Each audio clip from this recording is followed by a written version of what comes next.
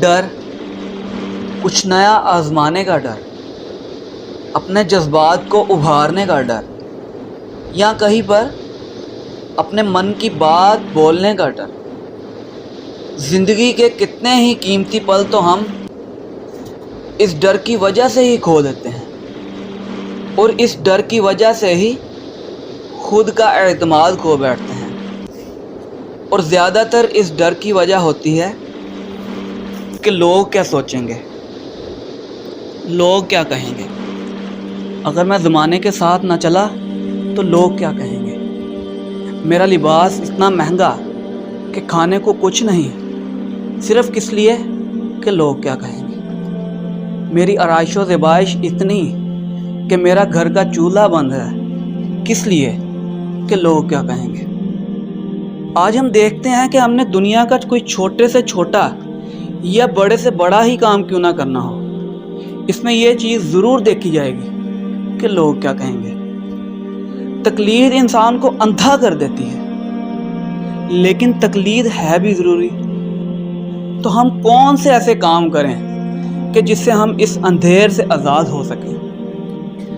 زندگی میں کچھ کرنے کے لیے، کچھ پانے کے لیے ایک اپنا مقام، ایک کردار بنانا پڑتا ہے، جس سے انسان اپنا لوہا منوا سکتا ہے اور اپنی شخصیت کو متعارف کروا سکتا ہے۔ سب سے پہلے تو اپنے وسائل کی جیب کو اپنی ضروریات زندگی کی طرف توجہ دلائیں، جو کہ ہماری زندگی پر ایک مثبت اثر ڈال سکتی ہے۔ دوسری یہ کہ میل جول ایک حد سے زیادہ نہ ہو کہ جس سے ضمیر اس بات کی ملامت کرے کہ فلاں کیا سوچے گا، کیونکہ تعلقات محدود ہوں گے تو یہ چیز بھی کم ہوگی۔ تیسرا یہ کہ اپنے اندر خود اعتمادی، سیلف کانفیڈنس کو پیدا کیا جائے، جس سے اس طرح کی سوچ سے چھٹکارا مل سکتا ہے۔ چوتھے نمبر پر یہ کہ مثبت سوچ کو تقویت دی جائے، جس سے یہ بری عادت ختم ہوگی۔ پانچواں نمبر آتا ہے کہ گھر والوں کو وقت دیا جائے، جس سے یہ سوچ جنم لینا ہی بند کر دے گی۔ نمبر 6 کہ اللہ تعالیٰ سے لو لگائی جائے، جس سے انسان میں عاجزی پیدا ہوگی اور اس قسم کی سوچوں سے انسان بچ جائے گا۔ ساتویں نمبر پر یہ کہ اپنے ہم عمروں کے ساتھ زیادہ دوستی کی جائے کہ ان میں انسان اس سوچ سے بچ سکتا ہے۔ آٹھویں نمبر پر یہ جو سب سے اہم ہے کہ شیطانی وسوسوں سے دور رہا جائے، جو کہ سب لڑائیوں کی جڑ ہے۔ نویں نمبر پر یہ کہ اپنے سے نچلے طبقے کو دیکھا جائے، نہ کہ اوپر والے طبقے کو، جو کہ انسان میں عاجزی اور انکساری کے ساتھ ساتھ انا اور غرور جیسی بیماریوں سے چھٹکارا دلواتا ہے۔ 10واں اور آخری یہ کہ اپنی ناجائز خواہشات کو قربان کیا جائے، جس سے انسان یعنی بعض اوقات ہم کسی دوست یا رشتہ دار وغیرہ کے پاس کوئی چیز دیکھتے ہیں اور ہم اس کی خواہش کرتے ہیں، جو کہ ذرا بھی اچھی بات نہیں۔ مطلب کسی کا لال منہ دیکھ کر اپنا منہ تھپڑوں سے لال نہیں کر لیتے۔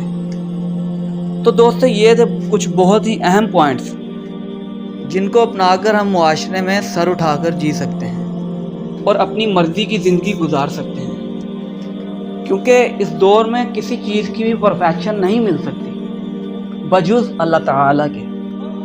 دوستو ہمیں چاہیے کہ ہم لوگوں کی باتوں کو سنے بغیر اپنی زندگی پر فوکس کریں، نہ کہ لوگوں کی طرف دیکھ کر اپنی زندگی کو تباہ کر لیں، کیونکہ اس دنیا میں ہم جو بھی کر لیں، جیسے بھی کر لیں، جتنے بھی پرفیکٹ ہونے کی کوشش کر لیں، لیکن دنیا باتیں بناتی ہے بھائیو۔